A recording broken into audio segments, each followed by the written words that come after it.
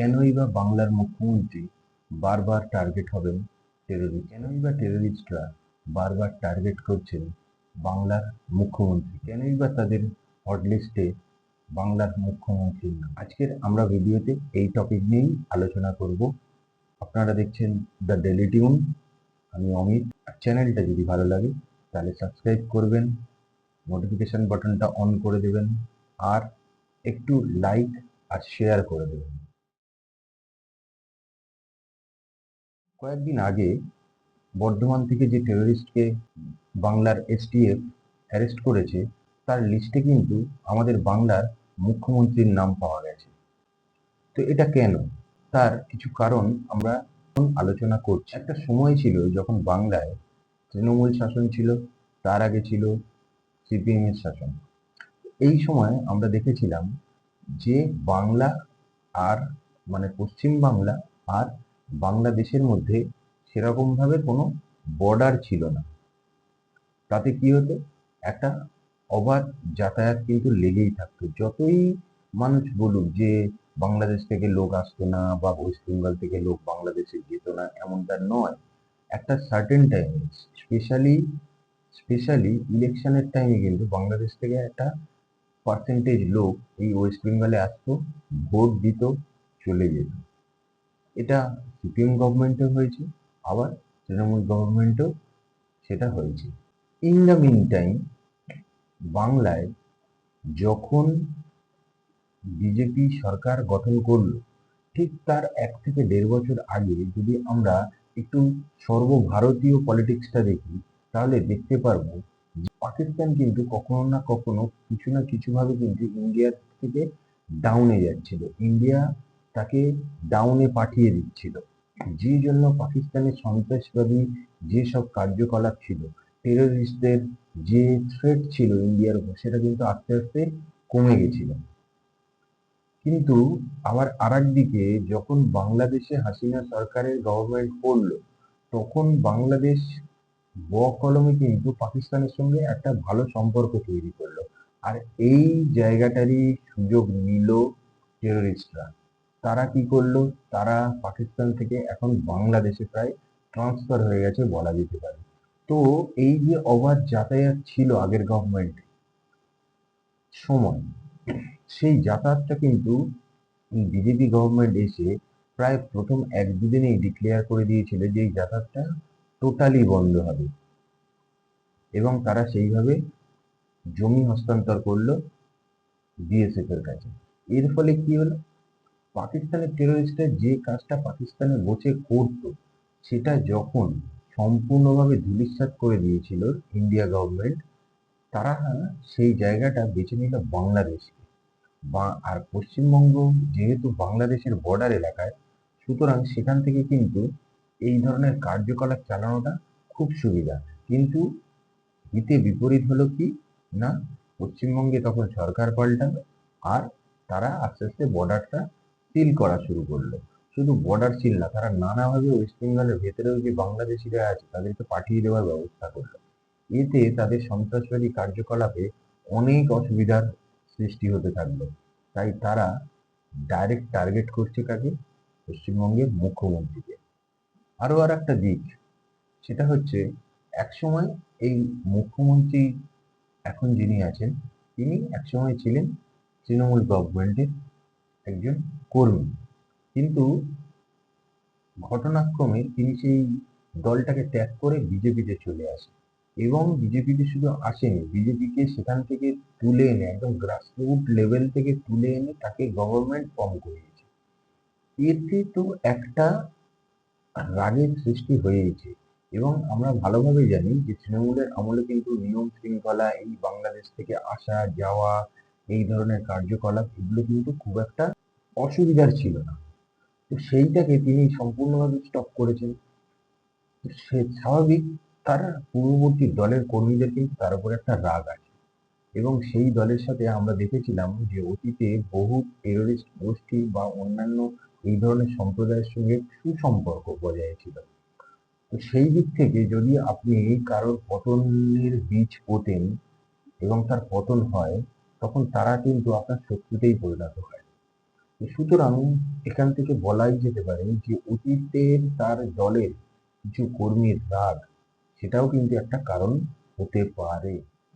অতীতে বাংলাদেশ থেকে যারা প্রবেশ করতো তারা তারা জলপথে বাংলাদেশ থেকে ওয়েস্টবেঙ্গলে ঢোকার পরে তারা কিন্তু ইন্ডিয়ার বিভিন্ন জায়গায় ছড়িয়ে যেত। আর এই বিজেপি গভর্নমেন্ট আসার পরে সেটা প্রায় বন্ধ হয়ে গেছে।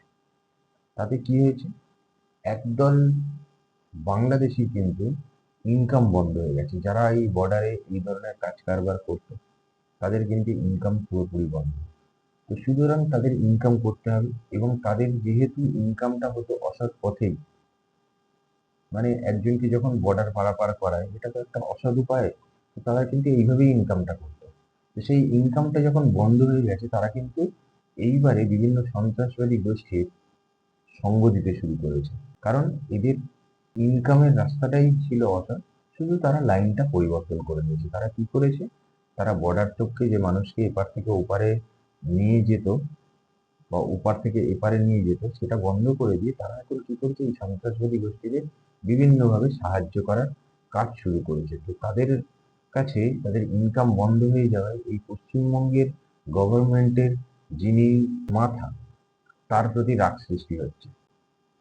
তো সেখান থেকেই কিন্তু একটা রাগ বিদ্বেষী বা একটা বিদ্বেষমূলক চিন্তা ভাবনা কিন্তু সেই শ্রেণীর মাথায় ঘুরছে, এবং তারা কিন্তু ডাইরেক্ট এই সন্ত্রাসবাদীদের সাহায্য করে। আমরা যদি একটু অতীত দেখি তাহলে আমরা দেখতে পারবো যে ভারতবর্ষে কোন কোন স্টেটগুলোতে মেনলি সন্ত্রাসবাদী কার্যকলাপ চলছে।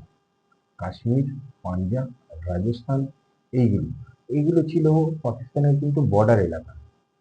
সুতরাং এখান থেকে একটা জিনিস খুব পরিষ্কার যে পাকিস্তান সন্ত্রাসবাদী দেশ, এই দেশের সাথে যেখানে যেখানে বর্ডার ছিল সেখানে সেখানেই সন্ত্রাসবাদী কার্যকলাপ করতো তারা। এখন যেহেতু পাকিস্তানের অবস্থা খারাপ, সেই সন্ত্রাসবাদীরা বাংলাদেশে ট্রান্সফার হচ্ছে, সেখান থেকে বিভিন্ন সুযোগ সুবিধা নিচ্ছে। এবার এই বাংলাদেশের পার্শ্ববর্তী দেশ কিন্তু হচ্ছে পশ্চিমবঙ্গ। সুতরাং পশ্চিমবঙ্গের মধ্যে বা পশ্চিমবঙ্গকে অ্যাটাক করা তাদের কাছে খুব স্বাভাবিক, যেটা অতীত থেকে আমরা অভিজ্ঞতা নিচ্ছি। তো সেই দিক থেকে কিন্তু দেখতে গেলে এই বর্ডার থাকা মানে বাংলাদেশ এবং পশ্চিমবঙ্গের বর্ডার হচ্ছে সব থেকে বড় বর্ডার।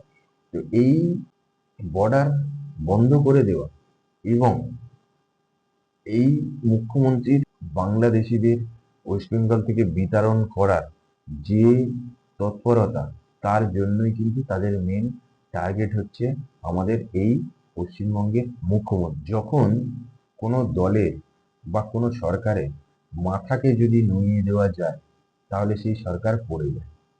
আমরা দেখেছি কিছুদিন আগে ইরানের যুদ্ধে তারা আমেরিকা সবসময় চেষ্টা করেছিল যে ইরানের যে মাথা তাকে ফেলে দেওয়ার।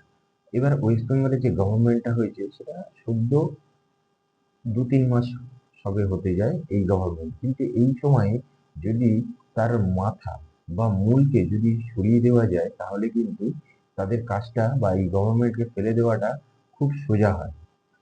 এই হচ্ছে সন্ত্রাসবাদীদের মেন উদ্দেশ্য।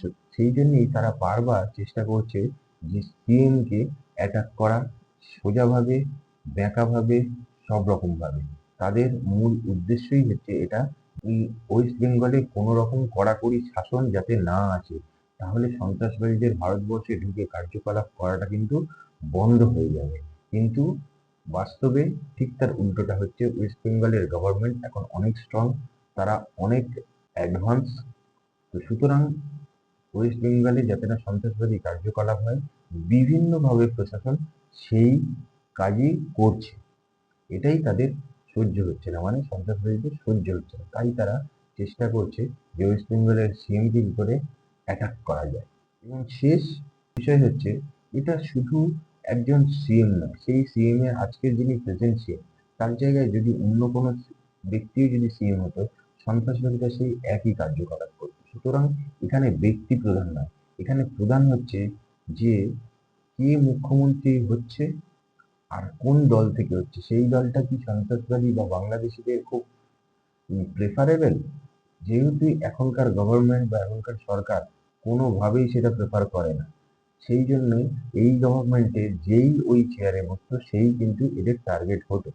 তো এই কিছু কিছু কারণের জন্য কিন্তু মুখ্যমন্ত্রীকে এই সন্ত্রাসবাদীরা টার্গেট করার চেষ্টা আমাদের অর্থাৎ পশ্চিমবঙ্গবাসীদের উচিত সরকারের সঙ্গে থাকা, সরকারের পাশে থাকা এবং বিভিন্নভাবে আমাদের দায়িত্ব, নীতি, বোধ থেকে সরকার ও প্রশাসনকে সাহায্য করা। আজকের এই ভিডিওটা এই উদ্দেশ্যেই বানানো